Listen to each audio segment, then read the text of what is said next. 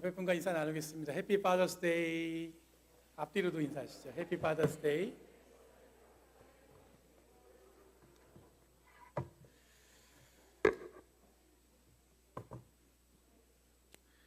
참 시간이 빨라요. 벌써 마더스 데이 지난 지 얼마 됐다고 파더스 데이 해가지고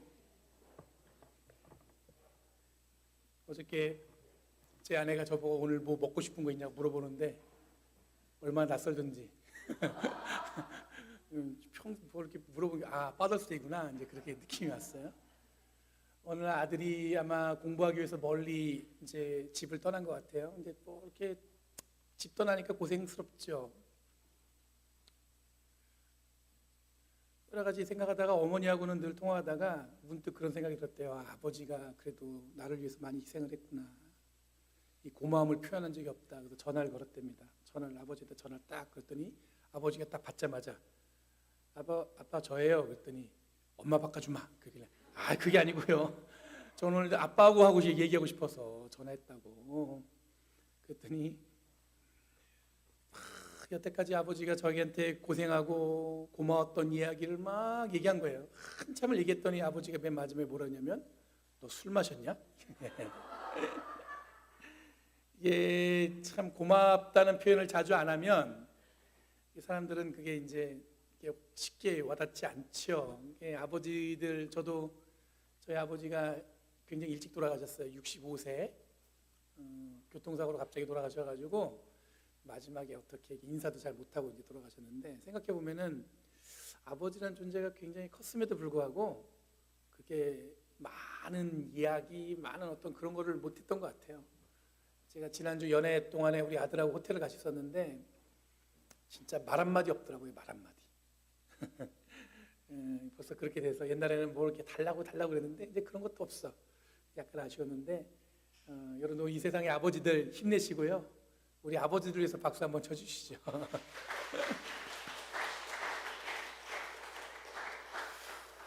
여러분 제가 늘 설교를 준비할 때마다 늘 고민하는 게 뭐냐면 어떻게 하면 이 성경을 흥미롭게 읽어낼 수 있을까. 이게 저한테 가장 큰 관심이에요. 왜냐하면 52주를 설교하잖아요. 여러분들도 52주 예배를 듣다 보면 비슷한 얘기를 많이 들어요. 그러다 보면은 저 목사님은 맨날 하는 얘기가 있어. 이게 있어요. 그렇죠? 제가 어릴 때 보니까 교인들이 늘 그런 어떤 평가 내지는 뭐 그런 거를 하는 걸 들어왔어요. 그래서 저는 어떤 생각이 있었냐면 좀 이렇게 좀 교인들한테 재밌게 읽어내야겠다. 근데 이게 말처럼 쉽지가 않습니다. 왜냐하면 성경이라는 내용이 쉽게 와닿는 경우도 있지만 어쩔 때는 굉장히 이렇게 거리감 있게 느껴지게 읽혀질 때가 있어요. 요즘에 제가 가장 많이 듣는 것 중에 하나가 뭐냐면 성경적, 말씀 중심적이라는 이야기 많이 듣습니다. 그런 얘기 많이 들어보셨어요? 대충 이게 좀 주고받는 게 있어야 저도 얘기하기 편해요. 들은 적 있어요? 없어요? 없으면 없어도 돼요. 성경적, 말씀 중심적 들어본 적 있으세요? 들어봤죠? 들어보기도 했고 아마 많은 분들이 얘기하는 중에 이제 그런 얘기들 많이 해요. 우리 교회는 성경 중심적이야. 우리 교회는 말씀 중심적이 이런 얘기 많이 아마 들었을 거예요. 그러면 이 의미가 어떻게 들리냐면 이 성경적이라고 하면 어떤 사람들은 이 성경에 기록된 대로 이 삶을 사는 것을 말하는 것인지 아니면 성경이 주는 이 메시지의 방향대로 삶을 사는 것인지에 대해서 이렇게 혼란스러운 경우가 있어요. 뭐냐면 그 성경의 문자 그대로 내가 그대로 성경에 기록된 대로 살아야 되는지 아니면 성경이 그냥 예수님께서 말씀하신 그 말씀의 방향이 있잖아요. 방향 그대로 내가 삶을 살아야 되는지를 이 두 가지를 놓고 우리가 어떻게 하는 게 맞을까? 그럼 성경에 기록된 대로 삶을 사는 것은 성경적이라고 그것을 이해한다면 꽤 어려운 문제입니다. 왜냐하면 성경에 기록된 대로 산다는 것은 성경에 있는 문자 그대로 산다는 의미예요. 그러면 성경에 기록된 대로 산다면 돼지고기를 먹으면 안 돼요. 돼지고기는 부정한 음식이죠. 근데 우리에게는 삼겹살은 뭡니까? 소울푸드죠. 소울푸드. 이거 어떻게 안 먹어요? 근데 성경에는 절대 먹지 말라고 나와 있는 동물의 고기 중에 하나입니다. 그리고 형이 갑작스럽게 죽게 되면 동생이 그 형수를 아내로 맞아야 되는 게 성경에 기록된 내용이에요. 근데 요즘에 그런 내용을 갖고 내가 그래야 된다 그러면 그 사람은 어떻게 된 겁니까? 뭐 이 제정신이 아닌 거죠. 사회적 윤리적으로 그거는 이제는 말이 안 되는 겁니다. 이런 성경의 내용들을 잘 지키는 게 성경적일까 하는 질문이 생기겠죠. 이런 말씀 중심, 이것도 비슷한 얘기입니다. 삶을 살아가는데 말씀 중심으로 살아가면 우리들은 내 소유가 49년째 되면 50년 되면 여러분 어떻게 되냐면 내가 갖고 있는 동산, 그러니까 소유한 땅이나 어떤 건물, 이 모든 것들을 다 하냐면 소유를 포기하고 사회에 환원해야 됩니다. 이게 뭐냐면 희년법이라는 거예요. 들어보셨어요? 희년법? 49년, 50년 되면 내가 분배받은 땅을 다 어떻게 됩니까? 돌려내야 되는 겁니다. 이건 굉장히 중요한 이스라엘의 율법 중에 하나였단 말이에요. 여러분 6년을 농사 짓고 7년째 되면 뭐 하죠? 여러분들 제가 그 춘천에서 목회할 때인데 제가 그때 배운 건데 인삼도 6년근이라고 하죠. 6년근. 그렇죠. 삶을 심으면 7년째 수확을 하고 나서는 6년근을 수확을 하고 나서는 그 땅을 놀려요. 농사를 지을 수가 없어요. 왜 그러냐면 그 땅이 기운이 다 빠졌어요. 그래서 뭘 심어도 되지가 않는다는 거예요. 그래서 어떻게 되냐면 휴경을 해야 됩니다. 휴경. 근데 성경에도 보면은 안식년 해가지고 6년 지나서 7년 되면은 좀 이렇게 쉬는 기간이 있죠. 근데 요즘 시대는 여러분들 이런 것들이 우리한텐 익숙하게 안 돼 있습니다. 요즘에 교수님들이 가끔 안식년이라고 해가지고 그 연구년처럼 해가지고 미국에 와서 1년 지내다가 돌아가는 경우 우리가 종종 보는데 이 교수님들이나 아니면 목회자들이 가끔 이런 안식년을 쓴다고 하지만 일반 직장 다니는 사람들이 한 자기는 6년 다녔으니까 7년 때 되는 날 쉬겠다 이러면 여러분 직장이 뭐라 그래요? 그건 말이 안 되는 얘기죠. 성경은 그렇게 돼 있어요. 근데 말씀대로 산다는 걸 그것까지 따라야 되는가? 성경에 기록된 대로 11조를 온전히 드리기 위해서 노력한다는 것, 또는 여러분들 초대교회 사도행전에 보면 자기 재산을 다 팔아갖고 교회에 봉헌했다는 그런 얘기 나오잖아요. 근데 그런 얘기들은 되게 가볍게 여기면서도 다른 것에 있어서만은 굉장히 성경적 또는 말씀 중심으로 살아야 한다는 이 잣대를 들이대는 사람들이 있습니다. 그러면 여러분들 그게 성경적 말씀 중심적이라는 게 그럼 어떤 걸 의미할까? 문자 그대로 여러분들 이렇게 하는 게 맞는가? 아니면 성경은 여러분들 읽을 때 그럼 우리가 어떻게 그 성경을 우리의 삶에 적용시킬까? 성경에 기록된 문자 그대로 살아간다는 의미가 아니라는 건 아마 아실 거예요. 문자 그대로 살았다가는 큰일 납니다. 성경이 가리키는 방향 또는 예수 그리스도로 말미암아 우리에게 주어진 이 복음의 방향을 실천하며 살아간다는 뜻이 바로 성경 중심적이에요. 그러니까 말씀대로 살아간다는 것은 예수님께서 제자들에게 말씀하셨던 그 말씀들, 그 다음에 그렇게 했었던 예수님과 함께 모였던 공동체, 그리고 초대교회가 보였던 모습, 그 방향에 우리가 마음을 두고 신앙생활을 한다는 것이지, 여러분들 정말 그 문자에 기록된 대로 그대로 이렇게 삶을 살아간다는 것은 여러분들 그게 오늘날과 맞지가 않아요. 그럼 작년부터 제가 아마 매주 설교할 때마다 때로는 자주 여러분과 나눈 말씀의 방향은 우리에게 주어진 어떤 세 계명이 있다고 말씀드렸어요. 예수님도 이 얘기를 하셨는데 마음을 다해 뜻을 다해 내 힘을 다해 주 너희 하나님을 사랑하라. 그렇죠? 예수님 말씀하신 거예요. 그리고 또 하나 더 애드했어요. 뭐냐면 내 이웃을 어떻게 해요? 내 몸과 같이 사랑하라. 그게 성경이 우리에게 주는 방향이에요. 그러니까 여러분들 우리가 함께 예배하고 교인들하고 교제하고 함께 이 자리에 같이 모여서 있는 것은 어떻게 뭘 하기 위해서냐면 내 마음을 다해 내 뜻을 다해 내 힘을 다해 누구를 사랑하는 거예요? 누구요? 주 너의 하나님. 누구의 하나님이에요? 나의 하나님이야. 나의 하나님. 주 너의 하나님을 사랑하라. 그리고 뭘 하는 거예요? 내 이웃을 내 몸과 같이 사랑하라. 그런 의미에서 옆에 사람 얼굴을 쳐다보며 사랑합니다. 앞뒤로 사랑합니다. 사랑합니다. 어색해요? 맨날 보던 얼굴이 싫어요? 여기 한 가지 더 있습니다. 뭐냐면 하나님을 사랑하고 내 이웃을 사랑하는데 예수님께서 복음서를 통해서 우리에게 보여주신 것이 또 중요한 게 뭐냐면 하나님의 나라에 대한 예수님의 특별한 가르침이 있었어요. 예수께서 선포하신 복음이 바로 뭐였냐면 하나님 나라 운동, 뭐냐면 하나님 나라 무브먼트였어요. 사람들한테 가르치고 그들을 위해서 모아놓고 얘기했던 게 뭐냐면 하나님 나라에 대한 어떤 운동을 사람들한테 펼친 거예요. 그것 때문에 당시에 그 당시에 유대인들의 종교적 지도자였던 바리새인들이나 다른 율법주의자들이 이 예수님 했던 게 싫었던 이유가 뭐냐면, 지금 그가 얘기하는 하나님의 나라는 자기들이 누려왔던 것과는 달랐거든요. 근데 예수님은 하나님 나라 운동으로 당시에 사람들에게 복음을 전했어요. 그럼 예수님이 선포하신 복음이고 하나님 나라가 어떻게 우리의 삶에서 실현될까? 그러니까 그게 막연하게 문장으로만, 글로만 정해진 게 아니라 어떻게 하면 우리가 하나님 나라에서 살 수 있을까? 그거를 지금 예수님이 말씀하셨다는 얘기예요. 여러분, 오늘 본문은 씨앗에 대한 비유입니다. 씨앗. 솔직히 말하면 마가복음 4장은 씨앗에 대한 이야기가 처음부터 끝까지 계속 나와요. 오늘 이 본문에 보면 예수님이 말씀하시는 비유의 내용을 아마 정확하게 이해하기는 쉽지 않습니다.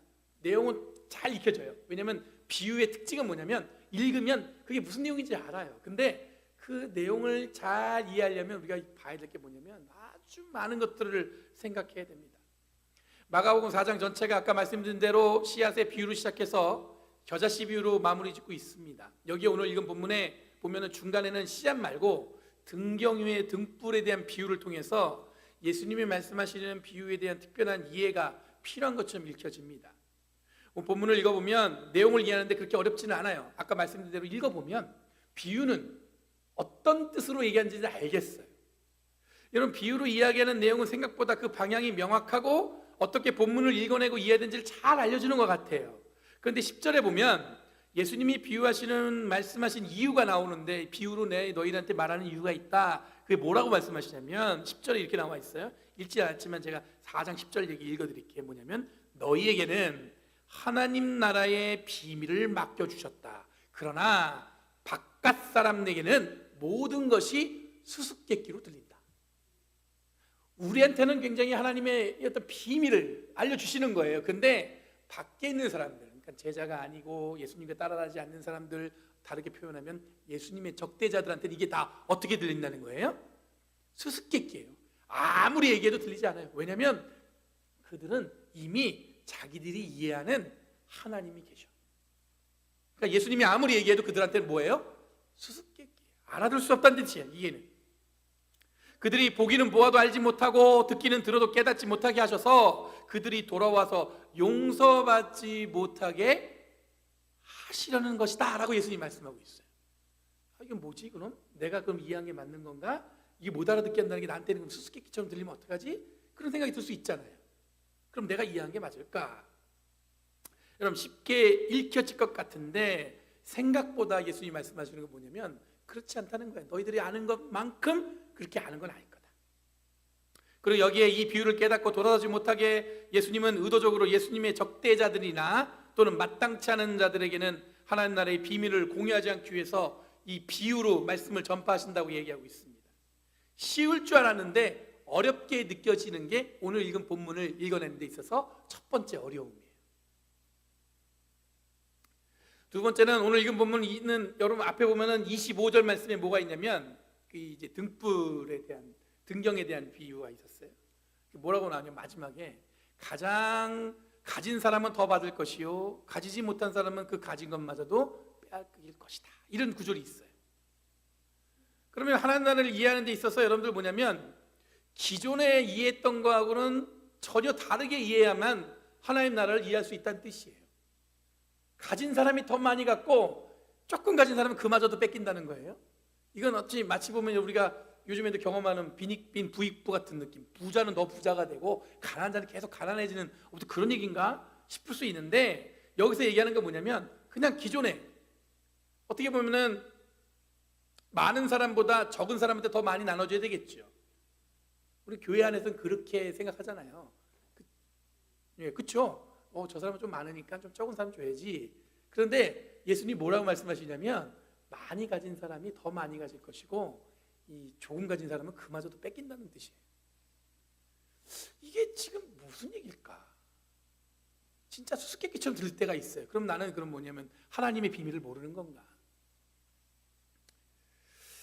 여러분, 마치 알고 있던 자에게는 더 크게 알게 될 것이고 알지 못하고 관심 없는 자에게는 아무리 이야기해도 소용없다는 것처럼 여러분, 예수님의 비유인 씨앗의 이야기 그리고 이를 통해서 이 전해지는 하나님 나라는 가만히 앉아 있어서 이해되는 것이 아니라는 뜻이에요. 그냥 가만히 있으면 하나님 나라가 그냥 자연스럽게 저절로 이해되는 게 아니다. 알려고 욕심을 내는 자 또는 최선을 다해서 하나님 나라 안에서 살려고 노력하는 자에게 더 큰 하나님의 나라의 감격을 경험하며 생각보다 쉽게 얻어지는 것이 아니라고 지금 예수님이 말씀하고 있는 거예요. 그러니까 하나님 나라는 첫 번째 뭐냐면 생각하는 것보다 우리가 노력해야만 되는 거예요. 그래서 우리가 그런 얘기를 있죠. 뭐 천국은 침노하는 자에게 주신다, 이런 얘기하는 것처럼 천국은 뭐예요? 하나님 나라는 그것을 내가 맛보겠다고, 그것을 경험하겠다고 노력하는 자에게 경험되어지는 거예요. 가만히 앉아서 누가 갖다 주겠거니, 목사님이 갖다가 이렇게 떠다가 입에다 넣어주면 내가 하나님을 경험할 수 있는가? 그렇지 않다는 거예요. 누구의 노력을요? 여러분들이 스스로 어떻게 해야 되는 거예요? 가지려고 노력하는 거예요. 만져보려고 노력하는 거예요. 그걸 알려고 노력해야 되는 거예요. 은혜도 마찬가지입니다. 은혜를 여러분들 가만히 있으면 은혜가 하늘에 뚝 떨어질 것 같죠? 아니에요. 은혜를 받으려는 자에게 은혜가 주어지는 겁니다. 여러분, 오늘 읽은 씨앗의 비유는 첫 번째 두 가지 비유가 나와요. 하나는 스스로 자라는 씨앗의 비유인데, 먼저 이 스스로 자라는 씨의 비유입니다. 씨를 뿌린 자가 하나하나 일일이 간섭하지 않아도 뿌려진 씨가 스스로 자라서 열매를 맺는다는 것입니다. 그리고 추수 때가 되면 열매가 익으면 어떻게 되냐면 낫을 된다고 나와요. 여러분, 이야기는 뿌려진 씨의 이야기로 시작해서 추수 때는 낫을 된다는 것으로 이야기를 마무리합니다. 씨 뿌리는 자의 비유를 통해서 씨앗들이, 여러분들 우리는 어디에 떨어진다고 배웠어요? 처음에 4장 1절에 나오는 그 예수님 비유로 말씀하신 그 이후에 처음에 나오는 비유는 뭐냐면, 처음에 씨앗을 뿌렸는데 어디 떨어져요? 가시농굴밭에 떨어지고 돌짝밭에 떨어지고 길가에 떨어지고. 그래서 여러분들 좋은 밭에 떨어지는 것을 통해서 씨앗이 열매를 맺는다고는 그걸 여러분 우리 잘 알고 있잖아요. 근데 그렇게 뿌려진 씨앗이 예수님 뭐라고 또 말씀하시냐면, 가만히 있으면 스스로 자란다는 거예요. 여기까지는 되게 익숙하죠. 왜냐면 그럴 것 같아요. 그런데 추수 때가 되면 뭐가 돼요? 낫이 그 열매를 댄다는 거예요. 여러분, 의심할 여지 없이 이 비유는 명확하게 예수님이 어떤 의도로 말씀하신지 알 수가 있습니다. 그런데 이렇게 뿌려진 씨앗은 씨 뿌린 농부가 하나하나 일일이 파악하지 않아도 스스로 잘 자라게 됩니다. 제가 예전에 춘천에서 목회할 때 교회 뒤에 이게 텃밭이 있었어요. 우리 교회 본당만한 밭이에요. 크지 않죠. 그래서 제가 야심차게 여기다 옥수수를 심겠다고 교인들한테 선언을 하고, 제가 이제 밭을 이렇게 고랑을 일항을 해가지고 거기다가 또 이게 뭡니까, 농사를 최선을 다해서 짓고 싶은 마음은 없는 거예요. 그러니까 거기다가 비닐을 씌우죠. 비닐을 딱 씌워서 구멍을 뚝뚝 뚫어가지고 옥수수 씨를 종자를 받아갖고 심었어요. 이렇게. 그게 이제 소위 말하는 제가 했던 무관심 농법입니다. 관심 없이 그냥 내버려 두는 거예요. 그랬더니 여러분들 잘 자랄게요? 잘 못 자랄게요? 응? 안 자라요? 일단 결론은 뭐냐면 옥수수 따먹었어요. 써서 쌀만 먹었는데, 그때 이제 농사를 평생 지었던 장로님이 저한테 하시는 거예요. 목사님은 어디 가서 농사 짓는다는 얘기 하지 말라는 거예요. 농부가 얼마나 노력해야 이게 열매가 잘 피는데 이렇게 농사 짓다가는 이건 꽝이라는 거예요. 여러분들 우리가 여기 보면 이 씨 뿌린 자의 비유 때문에 이를 보고 농사를 이렇게 짓겠다 생각하시면, 여기는 예수님이 농사법 가르쳐주는 게 아니에요. 그러니까 이제 오해하면 안 되는데, 그냥 뿌려놓고 가만히 있으면 잘 자란다, 그런 뜻이 여러분들 농작물을 얘기하는 게 아니라, 하나님 나라는 여러분들 우리한테 이 좋은 밭에 떨어지면 그것이 잘 자라난다는 거예요. 근데 여기서 중요한 건 뭐냐면, 마지막에 추수 때가 되면 뭐가 돼요? 낫을 갖다 댄다는 거예요. 여러분, 이야기가 굉장히 흥미진진합니다. 씨는 뿌려지고 자라는 것이 자연스러운데 마지막에 낫을 대는 것은 분명히 농부의 의도가 깊이 간섭된 행위라고 드러내 있어요. 그러니까 뭐냐면, 농부는 의도적으로 잘 자라면 뭐예요? 낫을 대요. 근데 잘 못 자라면 어떻게 됩니까? 그냥 땅을 그냥 묻어버리죠. 우리들도 어떻게 뿌려진 씨앗처럼 밭에서 뿌려서 자라겠지만 결국 추수 때에 낫이 되어지는 그때가 분명히 우리의 삶에 다가온다는 것입니다. 하나님의 개입 또는 하나님의 손길이 멀게만 느껴지지만 결국 그 손길을 경험하는 그날은 어떻게 되냐면 오고 만나는 거예요. 마치 등경 위에 올려진 등불로 인해서 이 숨겨진 것이 드러나는 것처럼, 우리의 신앙은 또는 우리들이 소망하며 살아온 이 천국에 대한 기대가 어느 순간에 우리들이 어떤 모습으로 살아왔는지 분명하게 밝혀지는 그때가 온다는 거예요. 내가 어떤 생각을 갖고 살았고 어떤 마음을 갖고 살았고 어떻게 지금까지 내가 이겼는지를 분명히 드러나는 그 순간이 올 것이다. 그래서 여러분, 천국 즉 하나님의 나라는 우리들이 어떻게 살아왔는지 또는 어떤 존재였는지 환하게 드러나는 자리가 바로 하나님 나라의 모습이에요. 그 순간에 여러분, 나는 어떤 삶을 살았는지가 확 드러난다는 뜻이에요. 여기서 이야기가 끝나면 우리들은 하나님의 나라에 대한 것이 어떤 심판에 대한 이해로만 할 수가 있어요. 근데 예수님은 또 다른 비유를 말씀하셔요. 뭐냐면 겨자씨가 등장해요. 제가 원래는 겨자씨를 가져왔어야 되는데 여기에 집에 두고 온 것 같아요. 제가 성짓을 내가지고 겨자씨를 이렇게 한 통을 얻어왔어요. 약간 좁쌀만 하고 퀴노아보다 조금 작아요. 그래서 오늘은 쫙 보람차게 내가 딱 해서 밑에 내려가시면 겨자씨를 볼 수 있습니다 라고 공지하려고 했는데 아침에 이렇게 가방을 둘러매고 나왔는데 오다 보니까 두고 왔어요. 제가 여러분 요즘에 가끔 이게 눈이 안 보일 때가 있어요. 갑자기. 그래서 원고를 읽다가 설교하다가 이 글씨가 안 보여요. 당황해가지고 이렇게 제가 이렇게 아마 요 몇 주 아마 좀 그런 적이 있어요. 약간 멈칫하고 별로 걱정들은 안 하시네. 그래서 저도 병원에 가서 봤더니 뭐 별 문제는 없대요. 뭐 누가 다들 그러니까 스트레스라고 그러더라고요. 스트레스. 그러면서 한 얘기가 목사님 요즘에 스트레스 많이 받아서 그런다. 잘 많이 받나? 잘 모르겠어요. 근데 제가 한 가지 얻은 메시지는 뭐냐면 제가 지금까지 여러분들 오린다 캠퍼스 하면서 많은 것들을 이렇게 보고 배우려고 노력했어요. 그리고 모르는 것을 깨달으려고 얘기했어요. 그래서 지금은 제가 웬만한 제너럴 컨트랙터가 와서 하는 얘기 딱 들어보면은 저 사람이 어느 정도 공사를 해봤는지를 알 수 있을 정도로 진짜인지 몰라요. 내 수준에서 그 정도까지 된 것 같아요. 우리 저만 그런 게 아니라 우리 교인들도 오린다 팀이라고 해가지고 매주 토요일마다 모여서 기도하면서 이렇게 보거든요. 근데 어저께 지난번인가 어디 제너럴 컨트랙터 뭐가 딱 먼저 이렇게 딱 뭐 이렇게 프로포즈가 딱 왔는데 어떤 권사님이 그러는 거야. 여기 HP이 빠졌네요. 전문가가 됐어 다들. 뭐냐면 그러다 보니까 어떤 생각이 들면 저도 이제 잘하고 싶은 욕심도 있고 뭔가를 이렇게 해야겠다는 생각이 드니까 자꾸 내 마음에 어떤 게 되면 내가 보고 싶은 것만 자꾸 보려고 그래. 내가 원하는 것만 보려고 그래. 지금 요즘에 제가 그렇다는 거예요. 근데 요즘에 잠깐 눈이 살짝 안 보이면서 오른쪽에 이 둥그란 닷이 생겼어요. 근데 이게 약간 어두운 데서는 더 심하게 안 가려요, 눈을. 근데 이제 그게 없어진다고 하는데 아직은 안 없어졌어요. 지금도 제가 이렇게 보면은 오른쪽 눈에서 이게 닷이 이렇게 와 딱 있어요. 딱 카페요. 이게 안 보이는 거 아니에요. 불편해요. 어느 순간 내가 보고 싶은 것만 보면서 살아온 제가 약간 눈이 잘 안 보인다는 생각을 하니까 약간 제가 삶을 한번 좀 멈칫했어요. 뭐냐면 내가 지금 자꾸 내가 보려고 하고 보고 싶은 것만 내가 보면서 살려고 하는구나. 그래서 기왕이면 하나님이 나에게 보여주실 거를 보려고 노력해야겠다 이런 생각이 들었어요. 약간 기특하지 않아요, 목사님이? 우리 목사님 그래도 불평하지 않고 말이야, 그러지 않는구나. 기특하지 않아요? 저는 하나님이 그런 마음을 주셨어요. 내가 자꾸 보려고 내가 보고 싶은 것만 보는 것 같아요. 그러면 지금 뭐냐면 하나님께서 나에게 내가 보고 싶은 것보다 하나님이 보여주려는 걸 내가 보려고 노력해야겠다. 오늘 아침에 문득 그 생각이 들었어요. 아침에 왔는데 지난주도 그렇고 지난주도 그렇고 제가 예배를 드리고 나서 이렇게 쭉 돌아보면 너무 어수선한 거예요. 그래서 제가 돌아봤어요. 우리가 하나님께 예배하는데 얼마나 준비돼서 예배를 드리는가. 여러 가지 우리 복잡한 일들이 많이 있다고 아까 기도도 하시고 우리 마음에 여러분들 생각들이 있지만 그게 뭐 중요해요?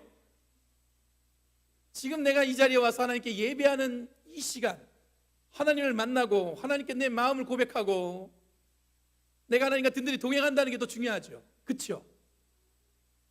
근데 그런 것들이 자꾸 사람들을 혼란스럽게 만들고 혼란한 것보다도 뭐냐면 언제 되냐 뭐 마음속에 여러 생각이 있는데 그런 건 중요하지 않다는 생각이 들었어요. 그러면서 드는 생각이 하나님이 나에게 보여주시려는 건 무엇일까?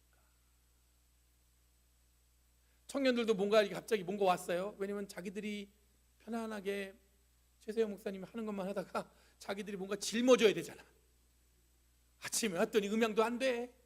우주용제 2주 동안 한국 갔다 왔는데 갔다 왔더니 음양이 완전히 전혀 이게 뭐지? 아마 진단 뺐을 거예요. 근데 소리가 나오잖아요 지금도. 저는 무슨 생각했냐면 그러면 마이크 없이 그냥 하나님이 우리 이 시간에는 그냥 예배하는 거다. 그래서 내가 가운데 나가서 설교하려고 했어요. 저 앞에 나가서 여러분들 눈 보면서 그런 생각도 했어요. 왜냐하면 그게 걱정이 안 돼. 하나님이 이끄신 대로 내 삶을 그렇게 정해야겠다. 내가 보고 싶은 거, 내가 하고 싶은 거 하면 안 되겠다. 지금 오늘 이 씨 뿌린 자의 비유가 두 번째 비유에서 마찬가지입니다. 오늘 첫 번째 비유에서는 여러분들 어떻게 보면 하나님께서는 그냥 자라게 하셨다고 그랬어요. 근데 마지막에 뭐예요? 낫을 된다고 그러잖아요. 멈칫하죠. 이게 뭘까? 근데 두 번째 겨자씨 비유는 더 재밌어요. 뭐냐면 정말 작은 씨앗이에요. 정말 작은 씨앗이에요. 심을 때는 어떤 씨앗보다 작대요. 그런데 나중에 보면 어때요? 어떤 풀보다 더 큰 가지를 뻗어서 공중의 새가 깃들 수 있게 한다고 예수님이 말씀하세요. 우리가 눈앞에 있는 것만 보고 내가 보이는 것만 보려고 하면은 우리는 뭐가 보여요? 작은 것만 보여요. 어디다 쓸모가 있겠어요? 이게 뭐가 있겠어요? 뭐가 잘하는 게 있겠어요? 근데 하나님이 보여주신 걸 보게 되면 그 너머에 그것이 잘 자라서 뭐가 되는 거예요? 큰 나무가 되는 거예요. 그리고 공중에 새들이 그 안에서 깃들고 그 그늘에서 쉴 수 있게 한다는 거죠. 여러분 읽혀지는 내용은 명확합니다. 거룩한 씨앗, 이 기록된 씨앗의 이야기와 함께 보면 하나님 나라는 우리가 아는 일반적인 질서와는 다르게 이해돼야 된다는 거예요. 여러분들 세상에서 살고 있는 익숙한 삶의 모습으로 교회 안에서 살려고 하면 안 되는 거예요. 교회는 내가 사는 방식과 다르게 사는 곳이에요. 내가 이렇게 생각하면서 살았잖아요. 근데 교회는 그러면서 사는 게 아니에요. 교회는 어떻게 되냐면 내가 갖고 있는 걸 다 포기하고 하나님이 보여주시는 것을 향해서 한 걸음 한 걸음 걸어가는 곳이에요. 내가 기대하는 걸 갖고 그거 하나 붙들고 말이야. 그거 하나 내가 내 능력인 것처럼 생각하면서 사는 곳이 교회가 아니에요. 여러분 비유로 말씀하신 건 사실 쉽게 설명하기 위한 방법이지만 아무나 알아볼 수 있는 것이 거신 것처럼 느껴져요. 근데 쉽다고 생각하는데 이해도 그렇고 직접 삶을 실천하는 것도 쉽지 않다는 게 오늘 이야기하는 내용 중에 하나예요.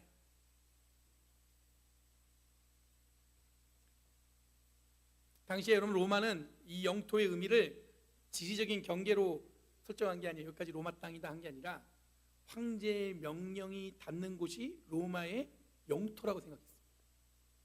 이런 이해 속에서 하나님 나라도 여러분들 제가 한번 말씀드린 적이 있습니다.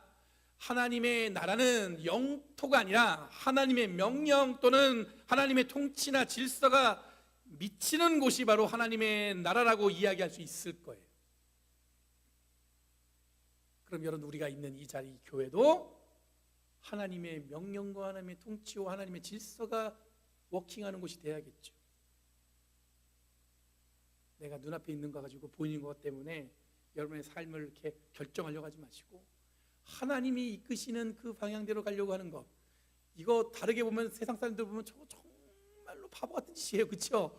아니 하나님은 어디에서 보이신다고? 여러분들도 뭐라고 말씀하고 계세요 지금? 하나님께서 말씀하신 게 들려요? 하나님께서 여러분에게 이야기하는 게 들려요? 근데 우리는 늘 물상 뭐라고 얘기하냐면 하나님이 인도하시는 대로 하나님이 보여주신 대로 산다고 그러잖아요. 근데 이해가 되겠어요 그게? 근데 우리는 그렇게 산다는 거예요. 우리는 하나님의 질서대로 산다는 거예요. 세상에는 막 이렇게 움직였어도 그걸 가지고 교회 안에 들어와서 교회 안에서 이렇게 막 그러지 않는다는 거예요. 이게 오늘 비유가 우리에게 전하는 말씀이에요.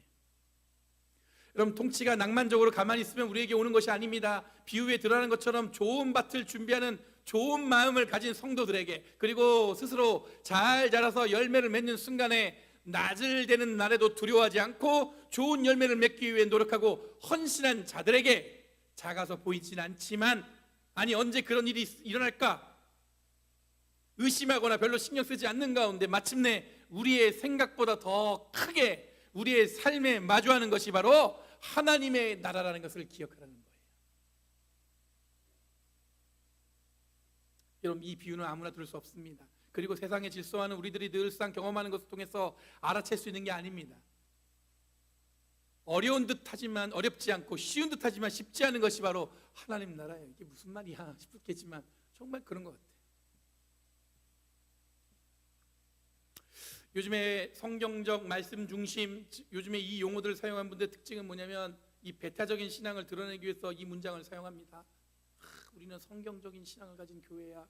나는 이런 성경적 이 말씀 중심적으로 사는 사람이야. 그 얘기 뭐냐면 너희들은 그렇게 못 살지. 내가 오히려 더 순수하고 더 하나님과 가까운 사람이야. 뭐 이렇게 얘기합니다. 그러면서 누군가를 정죄하거나 누군가를 틀렸다고 얘기하죠.